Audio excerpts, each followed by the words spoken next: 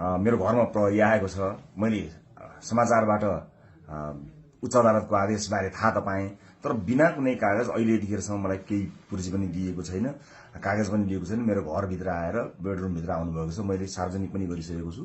अब यसरी तैनाथ उताबाट आदेशभन्दा पहिले तैनाथ हुने यो सबै चिजले एउटा ठूलो आशंका सृजना गरेको छ। मैले सम्मानित अदालतको आदेशलाई सधैँ मानेकै छु, कानूनलाई मानेकै छु। म पहिला पनि आफै उपस्थित हुन गएको हुँ, अहिले पनि सार्वजनिक गरेकै छु। तर यो राज्य आतंक, यो धरपकड ममाथि के कारणले भइरहेको छ मैले बुझ्न सकेको छैन। भोलिको चितवनको कार्यक्रमलाई निरन्तरता दिनु होला। मलाई लागेको थियो म केही कुरा भन्छु भनेर, तर जुन तरिकाले अहिले यो सामान्य अभ्यासभन्दा पर गएर जबरजस्ती गर्ने कोसिस बिना कागज पत्र छ होला, ल्याउनु पनि हुन्छ होला, ल्याउन सकिने पनि थियो। त्यो लिएर आएर लैजान सकिन्थ्यो, भोलि ल्याउन सकिन्थ्यो। भरे पनि अझै कागज बोकीवरी प्रक्रिया मेरो लागि कुनै प्रक्रिया पूरा गर्न मानेको छैन। आतंकित बनाएर घरभित्र प्रहरी छिरेको छ।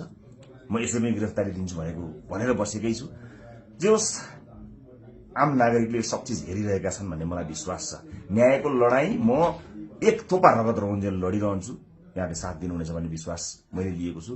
मैले कुनै गल्ती गरेको पनि छैन, कुनै अपराध गरेको पनि छैन, तर संसारकै सबैभन्दा ठूलो अपराधीलाई जस्तो ममाथि गरिएको यो व्यवहार आम जनताले हेरिरहेका छन् भन्ने मैले विश्वास लिएको छु। म धेरै केही भन्दिनँ। म सम्मानित अदालतप्रति अझै पनि आशा र भरोसा राखेर कानूनी प्रक्रियामा सघाउनको लागि परिरहेको छु। यो दुनियाँका जति पनि न्यायालयका ढोकाहरू छन् ती सबै ढोका ढकढक्याउँछु आफ्नो न्यायको लागि। र मलाई थाहा छ यहाँहरूले सबै कुराको साक्षी बसेर हेरिरहनु भएको छ होला भन्ने मैले विश्वास लिएको छु। म यति जानकारी मैले दिनु उपयुक्त ठानेर मैले यो भिडियो रेकर्ड गराएको छु। चितवनमा जति पनि मेरा आदरणीय मतदाता आमा बुवा दाजुभाइ दिदीबहिनीहरू हुनुहुन्छ, भोलिको कार्यक्रम नरोक्नु होला। अन्य साथीहरू आउनुहुन्छ, उहाँहरूले कुराकानी गर्नुहुनेछ, निरन्तर चलिरहन्छ।